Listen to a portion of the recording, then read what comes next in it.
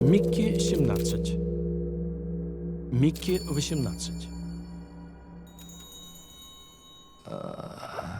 Привет, друзья! Добро пожаловать на мой видеообзор фильма «Микки 17», новой научно-фантастической бомбы от Пон Джун Хо с Робертом Паттинсоном в главной роли. Сегодня разберем, как черный юмор, клоновые страсти и ледяной Нифльхейм складываются в эту безумную историю. Погнали смотреть, что к чему! Первые отзывы критиков на Rotten Tomatoes дали фильму 76%, а к 5 марта рейтинг вырос до 85%. Metacritic зафиксировал 75 баллов из 100 на основе многочисленных обзоров. Зрительские реакции оказались менее однозначными и разделились на два лагеря. Кто-то называет кино фестивальным до кончиков пальцев и хвалит Паттинсона, а другие считают новинку скучной и надуманной. Так или иначе, «Микки 17» вызывает споры и обсуждения уже не первый день. Давайте разберемся, что предлагает фильм и стоит ли его смотреть. Мы уже все посмотрели и спешим поделиться впечатлениями.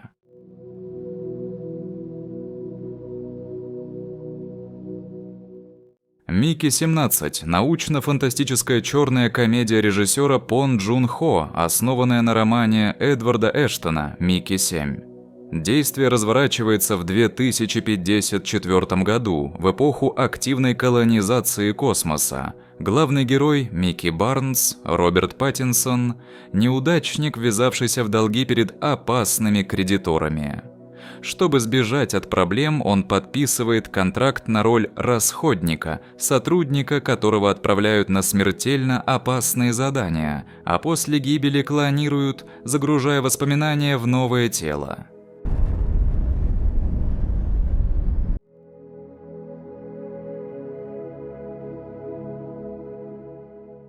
Микки Барнс и его друг Тима, Стивен Ян, бегут с Земли, спасаясь от мафиозных кредиторов. На ледяной планете Нифльхейм Микки становится частью колониальной экспедиции под руководством эксцентричного Кеннета Маршалла, Марк Руффало, мечтающего построить утопию.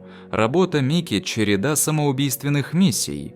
Его отправляют в радиоактивные зоны, тестируют на нем вакцины, используют как подопытного для экспериментов с искусственным мясом.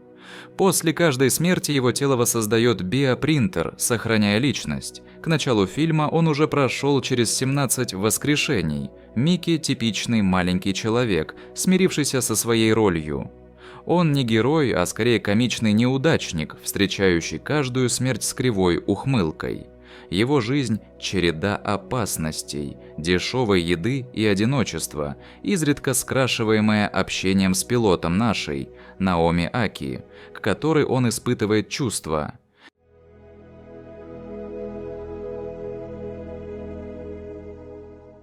Очередная миссия становится поворотной. Микки 17 отправляют добыть образец местной формы жизни, существ, прозванных жутиками, напоминающих гигантских мокриц. Во время задания он проваливается в ледяную пещеру и теряет связь с базой. Предполагая гибель, Тима возвращается и запускает процесс клонирования. Появляется Микки 18. Однако жутики, вопреки ожиданиям, проявляют разум. Они спасают Микки 17 и выводят его на поверхность. Вернувшись на базу, он обнаруживает своего клона. Согласно строгим правилам, одновременное существование двух копий запрещено. Оба подлежат уничтожению.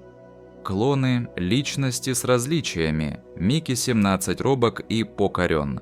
Микки 18 решителен и агрессивен. Сначала они враждуют, но вскоре договариваются, по очереди выполняют обязанности, скрывая раздвоение. 18-й? Тебя напечатали? Какого хрена ты пришел?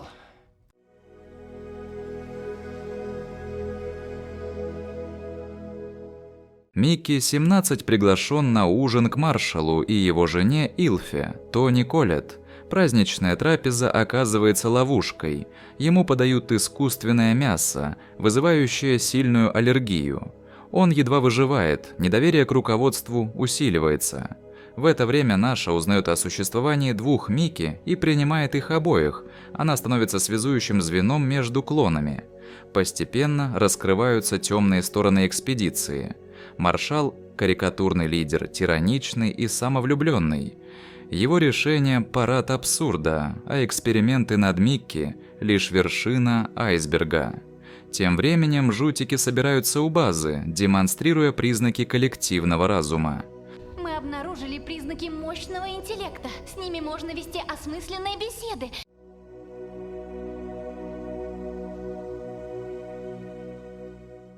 Конфликт достигает пика, когда клоны раскрывают себя.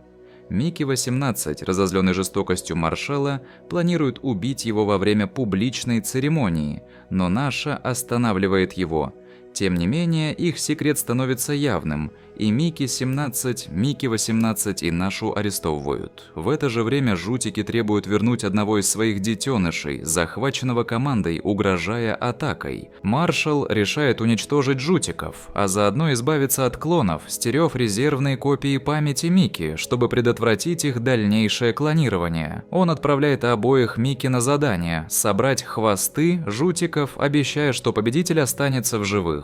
Клоны оснащены взрывными жилетами для контроля. На поверхности Микки-17 использует переводчик и устанавливает контакт с лидером жутиков. Он узнает, что существа требуют не только возвращения своего детеныша, но и жертвы за гибель другого, своего рода ритуал справедливости. Микки-17 понимает, что жутики разумны и способны к переговорам. Он передает нашу просьбу освободить детеныша, а та, взяв Илфу в заложники, добивается выполнения требования. В решающий момент Микки-18 жертвует собой, взорвав свой жилет и убив маршала, тем самым удовлетворив требования жутиков. Его смерть позволяет Микки-17 и остальным заключить мир с местными существами. Илфа, потрясённая событиями, позже кончает с собой, а власть в колонии переходит к Наше. Это все благодаря тебе, Микки Барнс.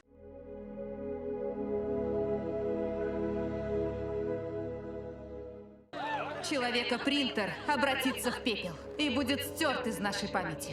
После событий колония меняется, Наша становится лидером. Микки-17 принимает свою индивидуальность, обретает уважение и уничтожает биопринтер, положив конец программе расходников. Колония начинает строить отношения с жутиками как с разумными партнерами. Фильм заканчивается на ноте надежды с горьким привкусом.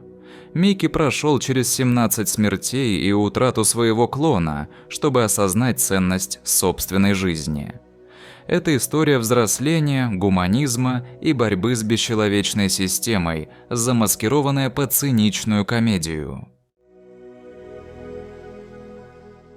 Пон Джун Хо мастерски соединяет черный юмор, сатиру и философские вопросы. Фильм критикует капитализм, эксплуатацию, корпоративную жадность через образ маршала. Визуально лента впечатляет. Мрачный Нифльхейм, клаустрофобичная база, стильные кадры от оператора Дариуса Хонджи. Паттинсон блистает, играя двух Микки с тонкими нюансами. 17-й – человечный и растерянный, 18-й – жесткий и вспыльчивый. К третьему акту темп падает, тон смещается от комедии к драме, что напоминает «Навсекаю» из «Долины ветров», но в более упрощенной форме. Однако фильм остается мощным высказыванием о свободе, идентичности и сопротивлении.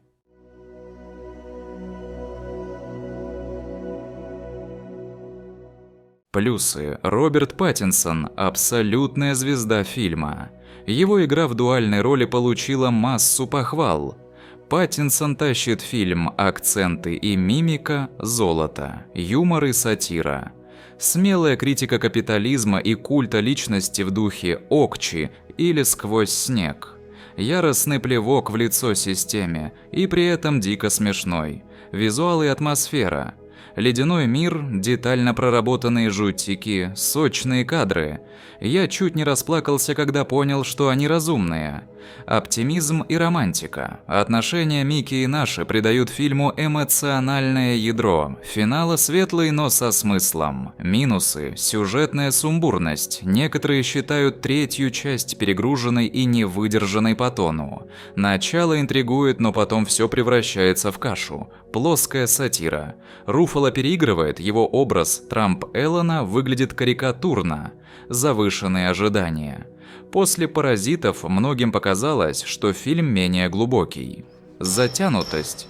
137 минут ощущаются тяжело во второй половине.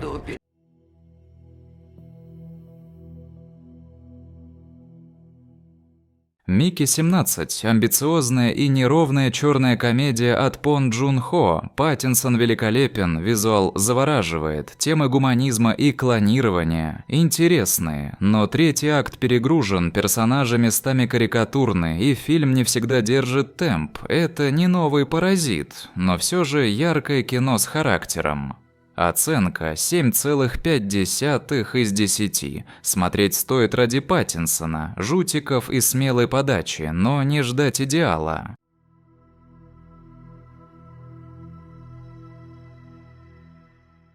Вот и все, друзья. Наш обзор Микки 17 подошел к концу. Надеюсь, вам было интересно погрузиться в этот космический хаос с клонами и жутиками. Пишите в комментариях, что думаете о фильме, зашел или нет. Ставьте лайк, подписывайтесь и до новых встреч на следующем обзоре. Пока.